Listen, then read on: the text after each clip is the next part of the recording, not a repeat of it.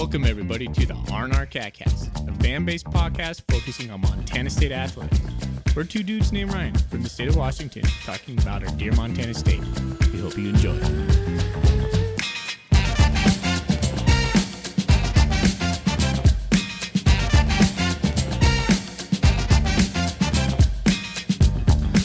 Good evening, good afternoon, and good morning, Bobcat fans. Brickball has returned after a long winter, and it is still winter because it is 4 degrees currently in Bozeman. We are back after a sad end to football season. My grieving period is just about over, but we're back to basketball. We're back to conference play, and it's time to get into it. Foley, how you doing? I'm good. It's not quite as cold over here in Spokane. I think it's like 15, but yeah, it's smacking you in the face right now. You're not doing good. You're doing great because you've had a good night. Your Ohio State Buckeyes are national champions. Yep. And you got a nice little Bobcat win tonight. A big win over Eastern Washington at our place where we just took over in the second half.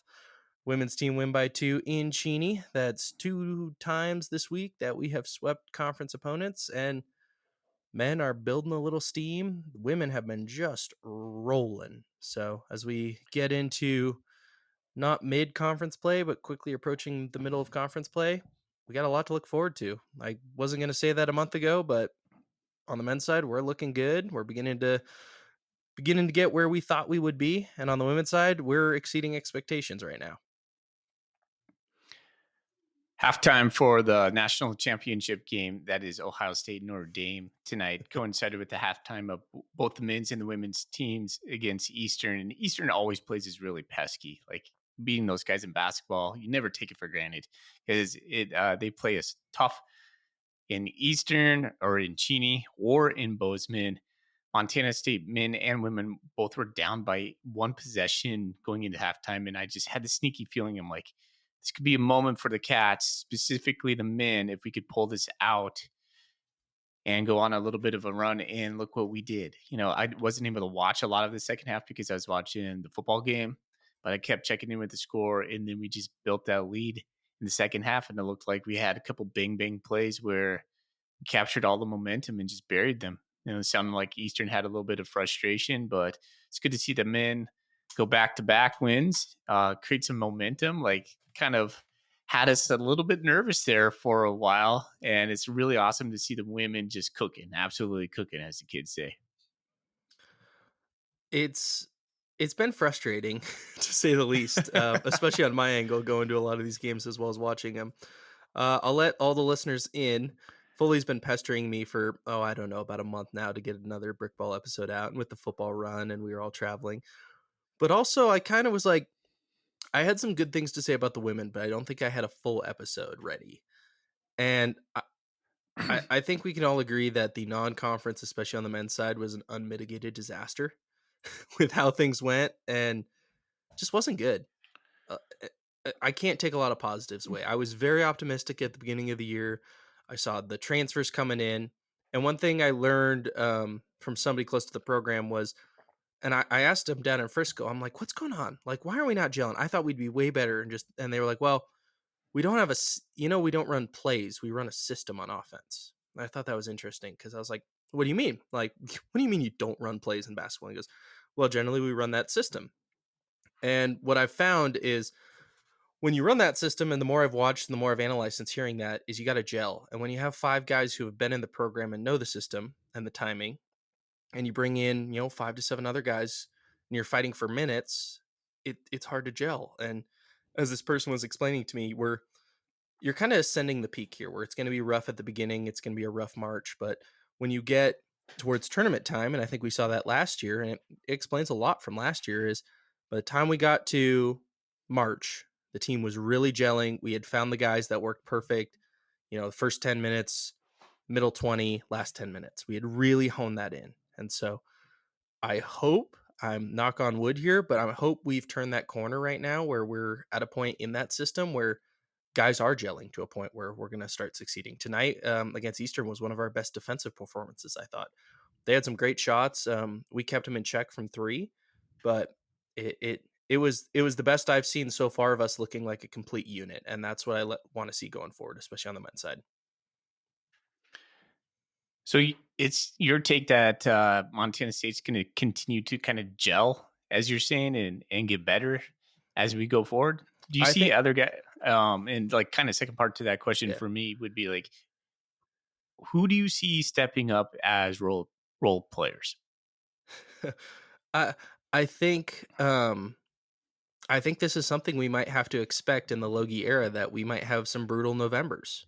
That's just something that we might have to live with. Is November Bobcat basketball could be a little tough, but you got to look for the wins and you got to look for the positives. Maybe your first week of January, both seasons has just been awful for us, last year and this year, and so we beat, gosh, we beat Eastern about this time last year, I want to say, and kind of got some footing, and we're like, hey, that looks good, and then we still had some struggles, but down the stretch we looked really darn good. So I think it's going to be tough going forward. That being said, Max Ogbenpolo from the start was one of the transfers that came in and just eye popped. Jabe Mullins has two. I think Jabe's taken a little bit more of a backseat since the start of the season for some more Hmm. minutes. Hmm. If you didn't watch, I just want to recap the Weber State win we had. Jed Miller went off, and I said going into after last year that I hope Jed Miller would be our sixth man of the year, and he played lights out again tonight. He has done a great job. He's a hustle player, and so he's another guy I want to highlight. Brandon Walker too. He's been there. He's been frustrating this year. I think he could admit, and some of the team could admit, that he's also had some frustrating moments. But man, he's physical. He's a fun player to watch because when he gets physical and drives the post, that guy draws more fouls than anybody else I think I've seen in a long time. When he comes in the lane, he can draw fouls, and he's just got to keep going up with them. And he gets better as the season goes on because he gets so many reps. He looks to be in better shape this year to me Oh as yeah, well. Yeah. Jed Miller had 30 minutes off the bench today. So back to back games where he kind of plays a key role. I'm just kind of wondering, it was pretty apparent that we were missing Robert Ford and yep. just his ability to not only be a point guard that distributes the ball and sets things up, but he could go get buckets himself whenever he needed it. He he masked a lot of these growing pains that are Oh yeah. frustrating Bobcat fans right now. So is Jed Miller that guy? Do you think he's the guy? Is Zephyr our guy for Robert Ford the third? His role that he vacated. Do we have a guy for that role? Can I give you a Moneyball reference? If you can't replace Robert Ford, but you can replace him in the aggregate, I need Okay, three guys. yeah, um, fair. if you asked me this question 2 weeks ago, no, I'd say ball handling and our big man down low were serious problems and red flags I've noticed going forward. Ball handling seems to be getting better. We seem to be locking down the paint slightly better. I mean, it still wasn't good till we figured things out till the end of the year last year. But we need a big man. I thought we would have that in BJ Colley. I think he's still a little raw. I think Brandon Walker still is not that, height big man. You need your 6'10", 7-footer in the paint, and he's just not it. Max Polo, I thought could be, but he's more of a wing, to be honest. Yeah, He's got the height. When he's out there, he's the tallest wing, but he's a ball handler. He's not a center. And so that's yeah, another thing is we don't have a center and we don't have a, tier one ball handler. So you don't have a Robert Ford and you're missing that centerpiece. So you have to have a lot of dudes playing a zone to cover up for that. That being said, this team has a ton of wings and that yeah. helps a We do. ton. Yeah, we got a ton of wings. So, uh 3-point shooting, I mean, Tyler Patterson was hurt. That was a big kind of story tonight. It's first missed. I can't remember what it was, but he had the streak for most games appeared in a Mhm. Bobcat jersey. That came to an end tonight. So hopefully it's nothing. He had his arm in a little sling. I hope it's just a one game, maybe 1 week thing. We got the Grizz on Saturday, so it's time to buckle down. It got to the point a week ago where it was like, if we don't start winning conference games, we're in real trouble here. And Yeah, those top, 4 to 5 seeds in the conference are oh so valuable because you get the bye. We moved up to 6 in the conference after the win tonight, which is nice. We still got some work to do. If we knocked off Montana this weekend, I wouldn't be surprised if we can bump up a spot or not. But it seems like the Cats are riding a little bit of a hot streak right now. But going into Missoula, that's a tough place to play no matter what. But they've kind of had some weird things going on lately. Like, what was it, last Saturday? Or was it this Saturday where who did they lose to where they just got smoked in the second half? Idaho Idaho State, the State just Bengals. smoked Yeah. them, and that's another thing to Man. look forward to. I mean, positive notes. I'm trying to be positive all the time on this. Is we I saw a stat of the Big Sky teams. We had the most one score losses. Yeah. So it's not like, besides December, early December, and some of the power games we played, which I don't want to get started on that. You can take a lot of things away from close losses, especially quite a few of them, and it's frustrating. And I think that's what was frustrating me is it's like we're right there. We should be winning these games, and you just got to turn that corner to win those games. You have to figure out how to win as this team, and hopefully, after a couple wins and some really competitive games, we've turned that corner, and hopefully we can get there. Going into Still seems Missoula and winning that would be massive. yeah, it still seems to me that Montana State needs that unquestioned leader. And without that, it feels a little bit lost to me. Can Miller be that guy? I was thinking Tyler Patterson was going to be that guy. But that doesn't seem like a role Tyler Patterson is suited for. He's great at his role, but he doesn't seem like the vocal leader that, hey guys, the buck stops with me. This is my team. This is I am the captain of this team. I want to know who our captain is. Could it be Jed Miller? Could it be Brandon Walker? I'm not sure, but somebody needs to step into that role as this year progresses, because when it gets down to it, when we get into March, get into this playoff scenario, you I need a have captain. You need a leader to Yep. lead the team. Yeah. And I have a really hard time looking at a 1 to 2 year transfer and giving them captainship. Yeah, for I know sure. Robert Ford was a transfer. I know, you can get into all that, but he felt like a Bobcat at that point. And at that time last year, he was the most senior guy, one of the more senior guys on our team. What about Sam Lecklock? Or what about Patrick Yeah. McMahon? Where's Brian Garacki? We need Brian Garacki to be the Brian Garacki we know. Yeah. That is something I think you should kind of keep your eyes on and talk about, because last January he was a stud, and then all of a sudden, He in the latter disappeared. part of he disappeared, right? And then where's he at? So we need him to step up, and he's coming off the bench now, which is Yeah. interesting. And well, I don't know what it is. It seems like Logie puts out different lineups almost I every. can't keep track of it. It's hard. It's hard to tell. So he's just mix and matching guys. But would the real Brian Racky please stand up, because he was Yeah. looking like such a dude, and then he's like Jekyll and Hyde. Where'd he go? Yeah. It's an odd one. I totally did not see our non-conference coming. I could have seen maybe a little bit of a slow start to conference play. We've just been so close, and now we're at a point where we're getting to that middle of conference play. As I said, Boise does not seem that far away, to be honest. Yeah, And right. I mean, going into Idaho State, I was like, if we don't start winning games, this could be a long season. So glad to see we're there. It also hurt that we basically spent the entire month of December and a good portion of January to start on the road. I mean, we weren't in the brick for over a month. And Sure. what that does to the psyche of a team, not playing, sleeping in your own bed, being on the road, doing long trips, that's hard. And it just doesn't help. You got to have some home cooking.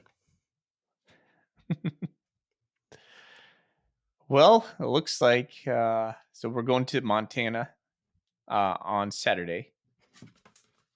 So we're back on the road. It looks like we're going to no. Then we have Sac State come back in. Yep. Yeah, that's always a weird week when we play the Cagras. There's always a schedule anomaly that happens during that week. Women have That's why we're three. playing on Monday right now. Yep. Women have 3 straight on the road coming up. Portland State transfer Esmeralda Morales has been she's so exciting to watch on our women's team, dude.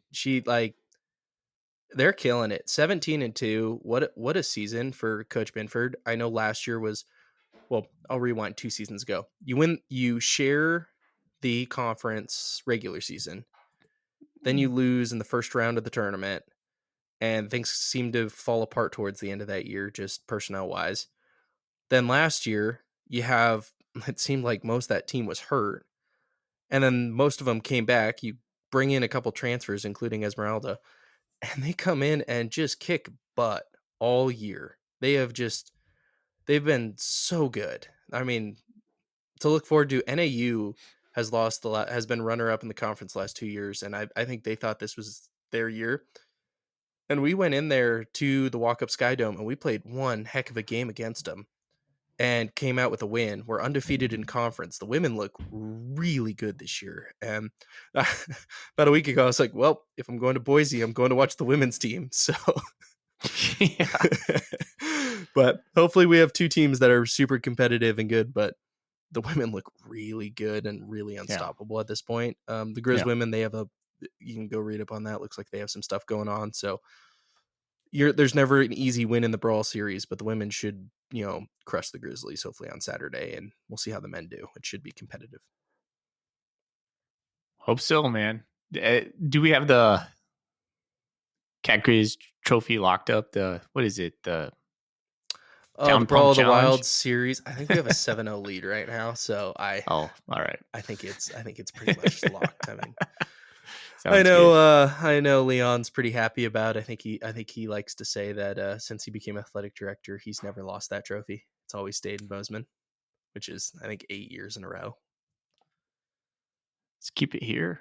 Let's Let's keep it go. here.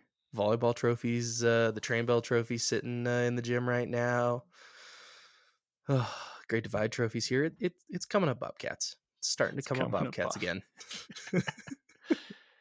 All right, man. Well, let's see. Trying to see if there's any spreads for the game on Saturday. I'm not seeing anything quite yet, but yeah.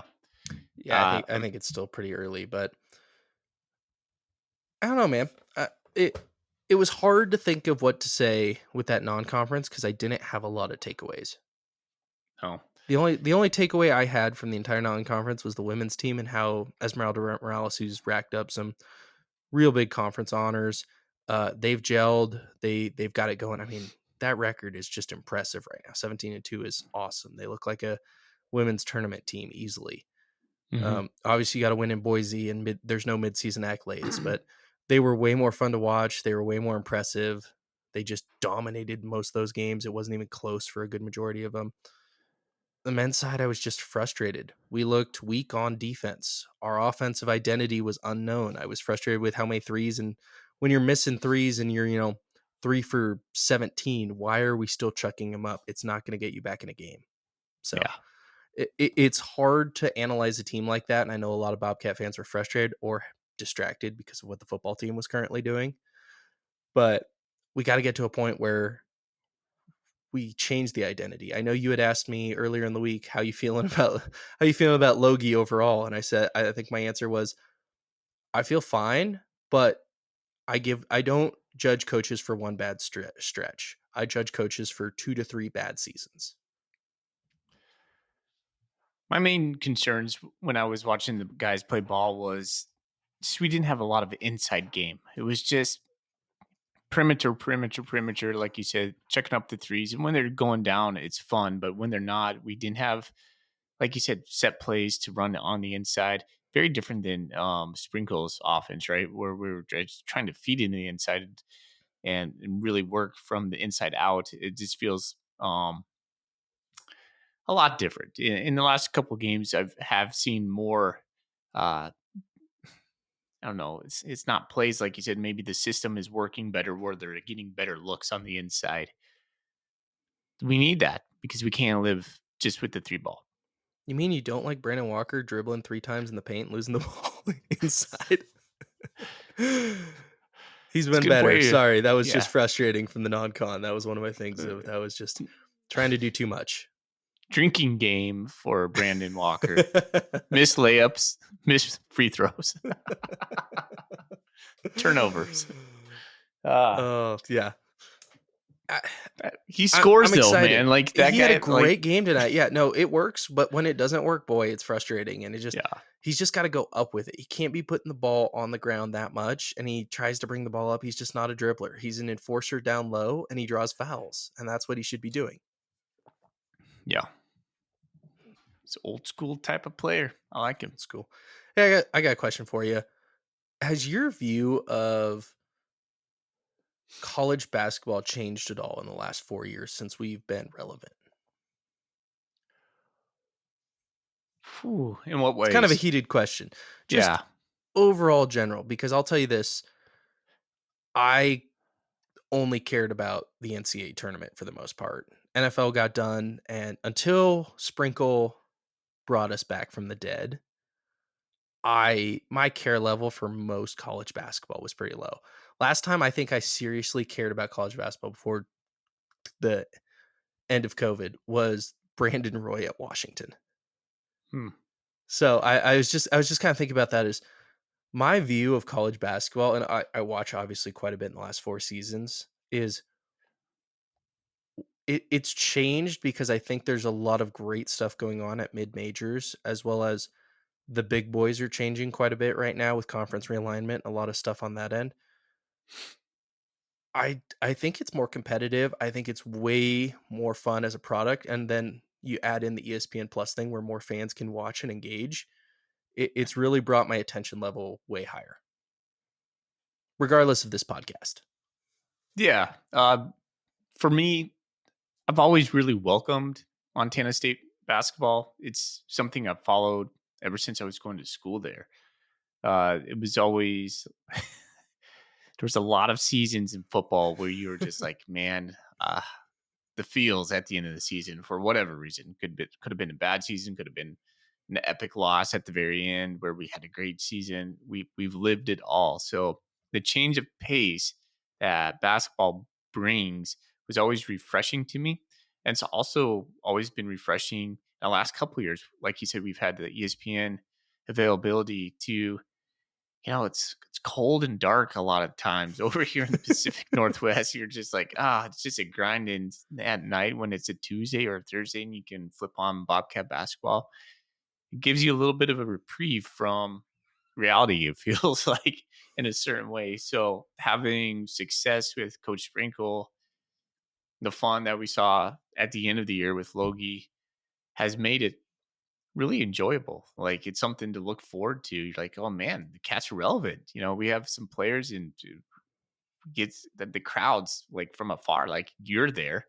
I'm watching it on ESPN. It looks more full. It looks exciting. Like the momentum's there. It's not like peering in when you're you're looking at the games over at Sac State or Portland State where there might be 2,000 people in the crowd if they're lucky. So yeah, it's been fun. It hasn't really changed that much to me. It just continues to get more fun for me. I think I agree. More fun is a great way to put it.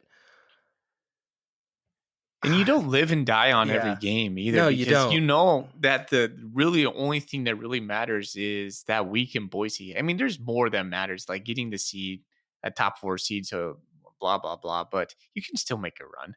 And I Yes. think that's why people are not going to be discounting Montana State. Like, if we're sitting there in the mid, if we're just like the 5th seed or something, nobody's going to want to play us because Nope. last 3 years, hey man, we've been dancing. We know what to do when it comes time to that tournament. We know how to make it hard on ourselves. I will say, Boise puts on a great event. Been on the record saying that, but if the city of Phoenix would like to pick it up rather than Boise in February, it is cold and dark still in in Boise in March, and I don't like being cold that long. So, that's welcome to Montana, I guess. But Yeah. I'm at that point, especially March, where I'm like, I am done being cold. Yeah. Well, I like that Boise. See, I wish it was over here in Spokane. To me, that would be another great option. And if they ever move it, I hope it is here in Spokane. I would love that. Spokane would be great because I feel like it would be easier for several of the fan bases to get to. Yeah. And I think it's hard for some fan bases because Boise has a airport presence, but it's still tough. It's not All exactly right, the easiest Zach. place to get to.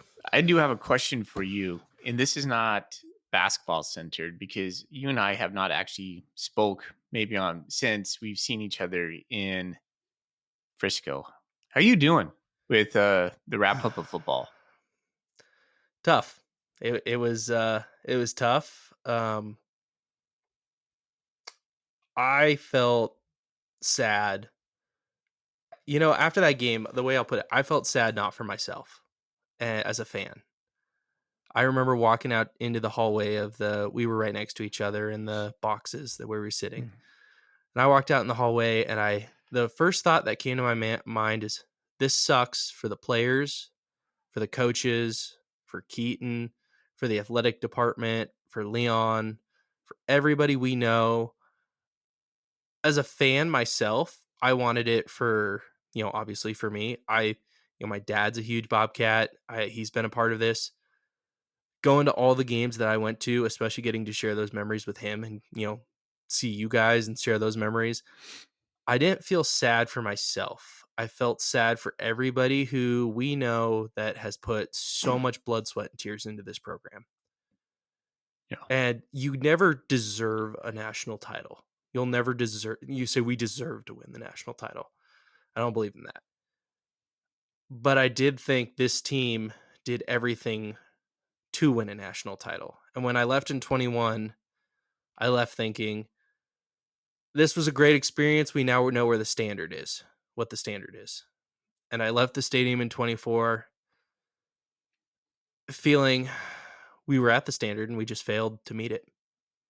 That's a good point. Yeah. That's um looking back at it, I have rewatched part of the game, but just I haven't brought myself to watch the whole thing yet. I think my takeaway is I thought we played an okay football game. I thought we made some mistakes. I thought we were okay. And that effort could have beaten 90% of the teams, maybe 95% of the teams in the FCS.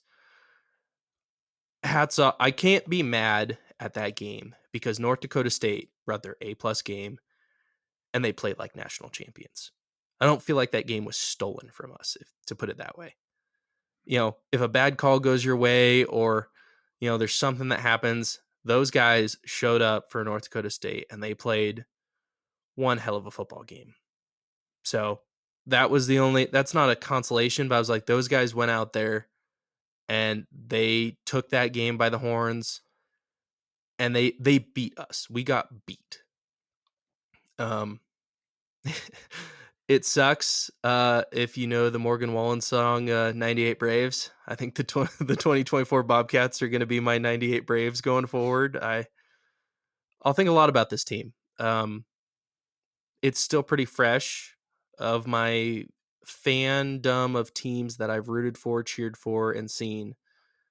I'm finding it hard not to place the 2024 Montana State football team at the top of all-time teams I'll remember. So I, I'm sad. I'm going to be sad. The last thing I'll leave you on, little hopium. Uh, we we have everything in place. I think Bobcat Nation saw that. We have a brand new indoor facility that's going to be done here in a couple months. We've got a great fan base. We have a great coach. We have a great athletic department. We have a great school. We've got a great town and we've got a great state. We have everything it takes to win. I think going forward, there are 4, maybe 5 teams that can win a national title at the FCS level, and we are one of them. Way too early preseason predictions come out, and we're already in the top 4 going into next year. It's one of the things I look forward to of seeing of regardless of what happens, if we lose a coach, how many transfers we have, come Gold Rush, there's going to be 22,000 people in Bobcat Stadium, and you can expect a top 5 ranking next to the Bobcats names. That is the standard. My thing going forward at this level of the current skate rate of where the FCS is if you don't make the semifinals, it's a failed season. and you should expect to go play for national championships every year at Montana State. Yeah. So it's hard. I'm sad for everybody that we know within the Montana State program. I'm sad for the parents of the kids. I'm sad for the kids. I'm sad for a lot of people. And that's the biggest thing I've come back to is I know what it took from the inner workings of this program to get here. And I felt horrible leaving that, seeing the faces and just what it was of those people and what they left on the field, what they left all year, because that's their jobs. So sorry, long-winded, but that's kind of how where I am. Yeah, I've been a bit sad as well for many of the same reasons, but I'm actually a little bit more upset, like more angry. It's kind of like the phases you go through when you have a breakup and you're like, first you're just like, oh my gosh, Yeah. and then you're pretty sad and you're like, I want revenge. And it feels like we just can't get past that giant that is North Dakota State. Yep.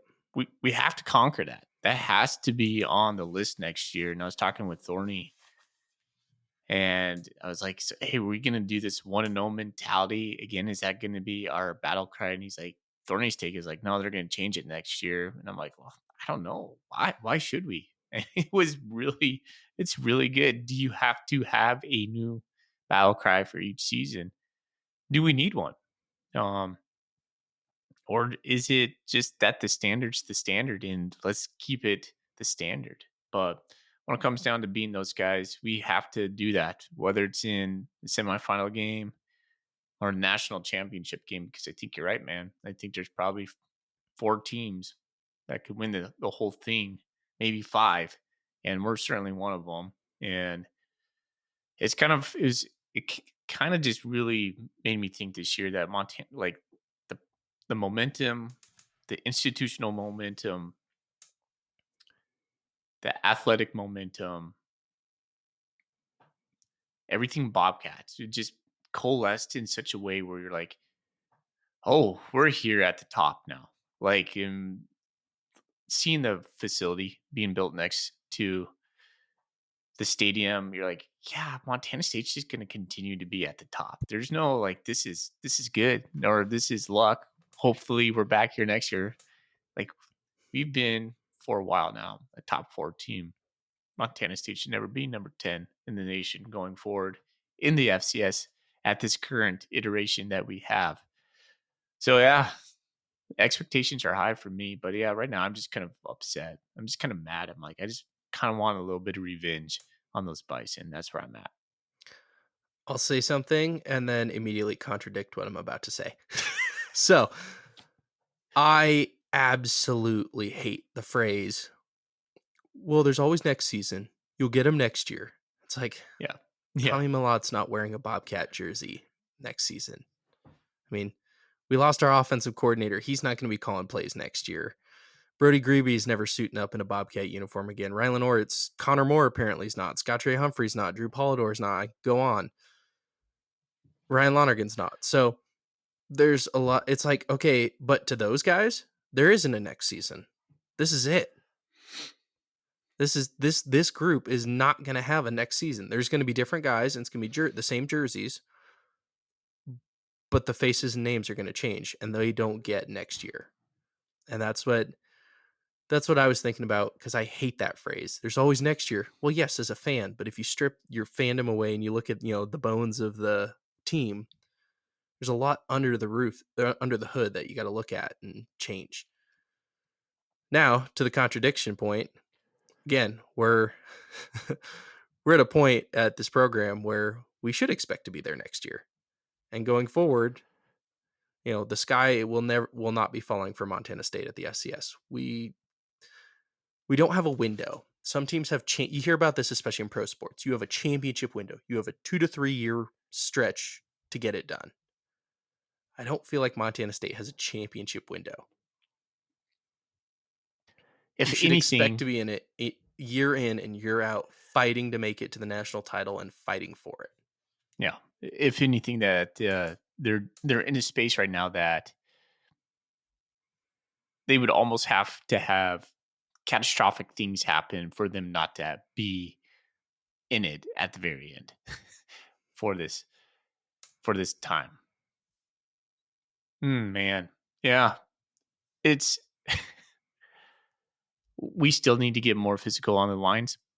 We still got bullied around a little bit. I thought we lost the line of scrimmage on both sides, to be honest. And that was kind of still kicking in the nuts. Uh, Those guys over at North Dakota State, they're just big and ugly and physical. And I don't know how we get those guys here on Montana State. We have quite a few. We've really closed that gap, but I still feel like we lost the edge on the lines. I thought their secondary played a hell of a game, and I thought our secondary got burnt quite a bit. Yeah, we played a ton of soft coverage. Yep. A ton of soft coverage. Simeon Woodard was 10 yards off. Lance, what's his name? Lance. Bryce Lance is going to be a Bryce top, Lance, yeah. mark this. Bryce Lance will be a top three round pick out of the NFL. Oh, sometimes when we needed to press him and make him earn it, we weren't. We were just conceding that 5-yard out, and they used it. And good on them, and bad on us for not adjusting to it. Our defensive play call or offensive play call, I mentioned that with Thorny, it just wasn't our best, man. We did not coach the best game. We did not play the best game. We played an okay game, just like you said. Cam Miller played lights out. I know I've been complimentary of Lane Larson. Bryce Lance is the greatest player we saw all season. Whew, that guy it's a made hot take, man. plays. It's a hot take. Yeah, that guy made plays. Towards the end of the game, I think we had that third down late in the game. They had the ball on our about 40, 45 yard line, it felt like. And we had to stop them. And it's like 3rd and 4. And they threw that fade to the left side of the field. And they threw the ball directly almost towards us where we were sitting. Yeah.